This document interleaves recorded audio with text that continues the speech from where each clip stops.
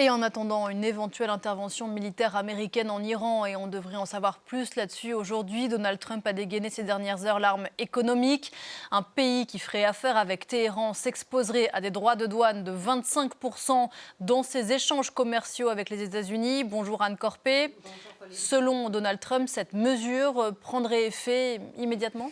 Oui, et elle pose plusieurs questions. D'abord sur sa base légale. Apparemment, aucun décret n'a encore été signé par Donald Trump. En tout cas, on n'en trouve pas trace sur le site de la Maison-Blanche. Et cette annonce intervient alors que la Cour suprême américaine doit se prononcer d'un jour à l'autre sur la légalité de ces droits de douane imposés par le président américain.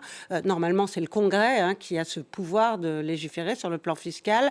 Donald Trump a imposé les surtaxes par des décrets en s'appuyant sur une loi qui lui octroie des pouvoirs économiques du fait de l'urgence internationale. Alors la décision de la Cour suprême, si elle lui est défavorable, risque de remettre en cause ces menaces qui pèsent sur l'Iran. Autre question, est-ce que ces nouvelles taxes de 25% vont s'ajouter aux droits de douane déjà en vigueur ? Aucune précision de la Maison-Blanche à ce sujet.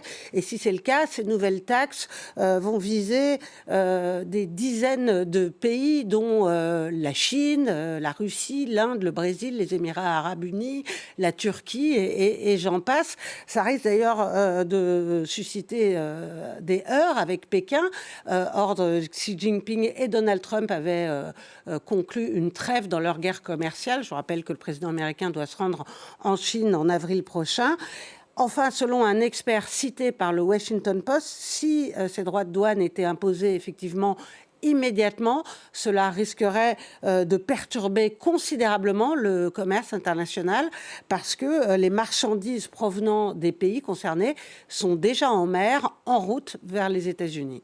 Voilà pour l'arme économique. Alors on annonçait pour aujourd'hui une réunion entre Donald Trump et son état-major censé lui présenter quelles étaient les options militaires. Et ce scénario-là est toujours sur la table ?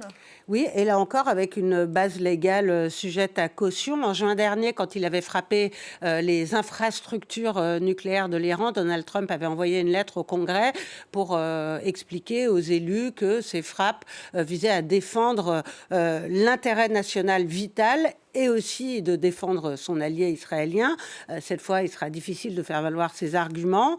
Selon Politico, les options envisagées vont des frappes ciblées aux cyberattaques en passant par l'envoi de terminaux Starlink pour permettre à la population de se reconnecter à Internet. L'envoi de troupes américaines en Iran semble très peu probable. L'électorat de Donald Trump serait vent debout contre une telle mesure. Et de toute façon, le principal porte-avions qui sillonnait la région a été redéployé au large des côtes du Venezuela.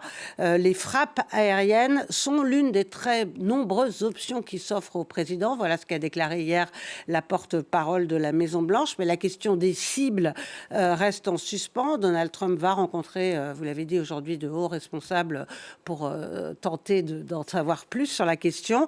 Alors, ces frappes pourraient toucher des infrastructures nucléaires, des sites de missiles balistiques ou tout simplement les QG des forces de sécurité qui participent à la répression. Il s'agirait, selon les responsables américains, d'envoyer un message au guide suprême et non pas de renverser le régime. C'est là qu'on a un peu du mal à comprendre, Anne, car dans les premiers temps de la révolte, Donald Trump menaçait d'intervenir si le régime continuait de réprimer les manifestations, ce qui est le cas. Or là, on parle de négocier. Les Iraniens eux-mêmes disent que le canal de discussion est ouvert, mais négocier quoi ? C'est vraiment toute la question. Alors, on peut penser au nucléaire, mais Donald Trump a plusieurs fois répété que le problème était réglé depuis ces frappes massives sur les infrastructures. Et de toute façon, Téhéran a toujours rejeté ce qu'il qualifie d'exigence maximaliste des Américains, à savoir que l'Iran veut continuer à pouvoir enrichir l'uranium à des fins civiles, ce que l'administration de Donald Trump refuse. Il pourrait s'agir de négocier l'arrêt du programme balistique, mais les gardiens de la révolution y tiennent férocement, ne veulent pas y renoncer. Vous l'avez dit, le ministre des Affaires étrangères iranien a dit que les négociations, que la République islamique maintenait un canal de communication avec les États-Unis, qu'elle était prête au dialogue, mais a-t-il précisé avec des négociations équitables, des droits égaux et un respect mutuel. Donc les Iraniens n'ont pas renoncé à négocier, mais ils ne savent pas vraiment de quoi Washington veut parler. Ils semblent un peu déroutés, comme nous tous d'ailleurs, par les États-Unis. Donald Trump espère peut-être décapiter le régime tout en le maintenant en place, comme il l'a fait au Venezuela. Mais évidemment, la tête du guide suprême n'est pas négociable pour les Iraniens.